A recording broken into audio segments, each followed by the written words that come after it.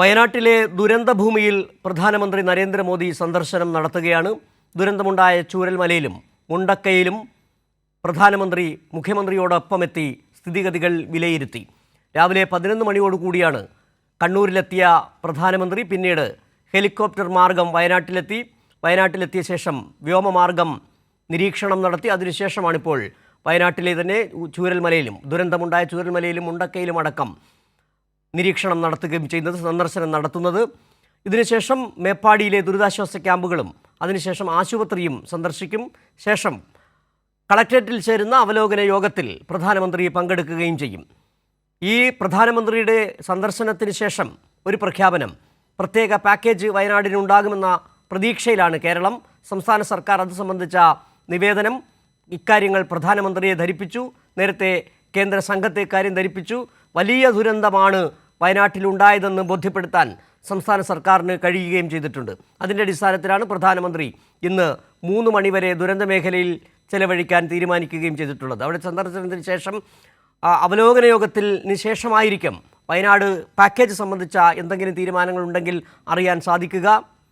ഇപ്പോൾ വിവരങ്ങളുമായി തിയോഫിൻ ചേരുന്നു. തിയോഫിൻ, ഇപ്പോൾ ചൂരൽമലയിലെയും മുണ്ടക്കയിലെയും അടക്കം സന്ദർശനം കഴിഞ്ഞു എന്നാണ് മനസ്സിലാക്കാൻ കഴിയുന്നത്. നേരത്തെ രാവിലെ വന്ന വിവരങ്ങളനുസരിച്ച് ബെയിലി പാലത്തിലൂടെ സഞ്ചരിച്ച് ഇരുവശങ്ങളിൽ ഇരു കരകളിലെയും സ്ഥിതിഗതികൾ വിലയിരുത്തുമെന്നുള്ള വിവരങ്ങളാണ് വരുന്നിരുന്നത്.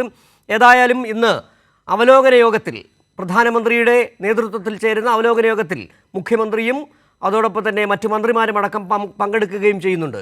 ഒരു പാക്കേജ് വയനാടിനെ പുനർനിർമ്മിക്കാൻ, വയനാടിനെ വീണ്ടെടുക്കാൻ സംസ്ഥാന സർക്കാർ വിഭാവന ചെയ്തതുപോലെ വളരെ ശക്തമായ ഫലപ്രദമായ ഒരു പുനരധിവാസത്തിന് കേന്ദ്രത്തിൻ്റെ ഇടപെടൽ ഉണ്ടാകുമോ എന്നാണ് കേരളം ഉറ്റുനോക്കിക്കൊണ്ടിരിക്കുന്നത്. എന്താണിപ്പോൾ പ്രധാനമന്ത്രിയുടെ സന്ദർശനവുമായി ബന്ധപ്പെട്ട് കൂട്ടിച്ചേർക്കാൻ കഴിയുന്ന പുതിയ കാര്യങ്ങൾ?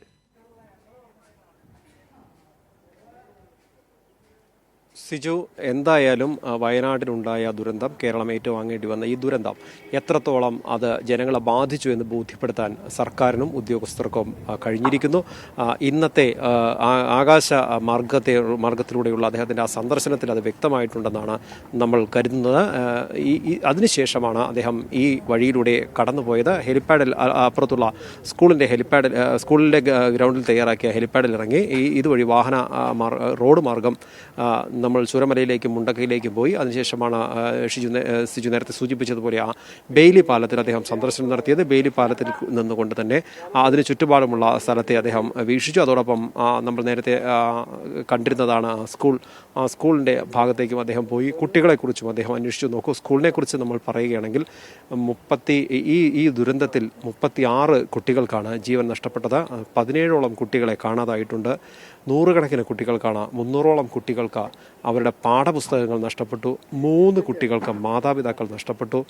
450-ലധികം കുട്ടികൾക്ക് പഠനോപകരണങ്ങൾ ഉൾപ്പെടെ നഷ്ടപ്പെട്ടു. ഒരുപക്ഷെ ഈ ദുരന്തത്തിൻ്റെ വലിയൊരു പങ്ക് ഏറ്റുവാങ്ങേണ്ടി വന്ന, അല്ലെങ്കിൽ മാനസികാഘാതം ഉൾപ്പെടെ വലിയ നഷ്ടങ്ങളുണ്ടായത് ആ വിദ്യാലയത്തിലും കുട്ടികൾക്കുമാണ്. കുട്ടികളെക്കുറിച്ച് അദ്ദേഹം പ്രധാനമന്ത്രി ഉദ്യോഗസ്ഥരോടും കളക്ടറോടുമൊക്കെ അന്വേഷിച്ചു.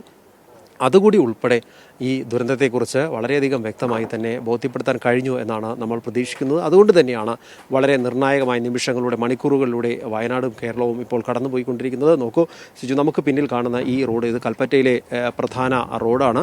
ഇവിടെ വിജനമാണ്. സുരക്ഷാ കാരണങ്ങളാൽ വാഹനങ്ങളെല്ലാം കടന്നു പോകുന്നതെല്ലാം നിയന്ത്രിച്ചിട്ടുണ്ട്. പക്ഷേ സാധാരണ ഏത് നാട്ടിലാണെങ്കിലും ഒരു VIP സന്ദർശനത്തിൻ്റെ പേരിൽ ഒരു സുരക്ഷാ ക്രമീകരണം നടത്തിയാൽ ജനങ്ങൾക്ക് അതേറെ പ്രയാസമാണെന്ന് പറയാറുണ്ട്. പക്ഷേ ഇവിടുത്തെ സുരക്ഷാ ക്രമീകരണം ജനങ്ങൾക്ക് പ്രതീക്ഷയാണ്. കാരണം ഇവിടുത്തെ പ്രയാസങ്ങൾ, ജനങ്ങളുടെ ബുദ്ധിമുട്ടുകൾ, കേരളം ആഗ്രഹിക്കുന്ന ഒരു പുനർനിർമ്മാണത്തിനായുള്ള ആ ഒരു പാക്കേജ്, ആ ഒരു പ്രത്യേക പാക്കേജ് L3 കാറ്റഗറിയിൽ ഉൾപ്പെടുത്തിക്കൊണ്ടുള്ള ഒരു പ്രത്യേക പാക്കേജാണ് കേരളം ആഗ്രഹിക്കുന്നത്. അത് തന്നെയാണ് ആവശ്യപ്പെട്ടിരിക്കുന്നതും.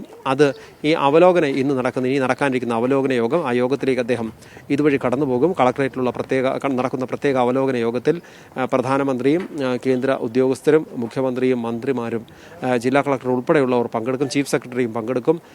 ഇതുവരെയുള്ള ആ അവലോകന യോഗത്തിലേക്ക് എത്തുന്നത് വരെയുള്ള സമയത്ത് പ്രധാനമന്ത്രിയെ ഈ കേരളം ഏറ്റുവാങ്ങേണ്ടി വന്ന വയനാട് വ്യാപ്തി തത്സമയ ദൃശ്യങ്ങളാണ് നമ്മൾ കണ്ടുകൊണ്ടിരിക്കുന്നത്. ബെയിലി പാലത്തിലൂടെ പ്രധാനമന്ത്രി നരേന്ദ്രമോദിയും മുഖ്യമന്ത്രി പിണറായി വിജയനും ഗവർണർ ആരിഫ് മുഹമ്മദ് ഖാനും കരസേന നിർമ്മിച്ച താൽക്കാലിക പാലം ബെയിലി പാലത്തിലൂടെ നടന്ന് സ്ഥിതിഗതികൾ വിലയിരുത്തുകയാണ്. നേരത്തെ ദുരന്ത നിവാരണ സേനയുടെ ഭാരവാഹികൾ, ദുരന്ത നിവാരണ സേനാ അംഗങ്ങൾ ആ ദുരന്തമുണ്ടായ സ്ഥലത്തിൻ്റെ പഴയ മാപ്പും പിന്നീടുള്ള ദുരന്തത്തിന് ശേഷമുള്ള അവസ്ഥയും പ്രധാനമന്ത്രിക്ക് വിശദീകരിച്ചു കൊടുത്തു. ഇപ്പോൾ ബെയിലി പാലത്തിലൂടെ പ്രധാനമന്ത്രിയും മുഖ്യമന്ത്രിയും ഒപ്പം കേന്ദ്ര സഹമന്ത്രി സുരേഷ് ഗോപിയും ഗവർണർ ആരിഫ് മുഹമ്മദ് ഖാനും ബെയിലി പാലത്തിലൂടെ നടന്ന് സ്ഥിതിഗതികൾ വിലയിരുത്തുകയാണ്. ഇന്നത്തെ ഈ ദൃശ്യങ്ങൾ വയനാടിൻ്റെ ചൂരൽമലയിലും ഒപ്പം തന്നെ മുണ്ടക്കയിലുമുണ്ടായ വൻ ദുരന്തം, രാജ്യം കണ്ട ഏറ്റവും വലിയ ദുരന്തങ്ങളിലൊന്ന്.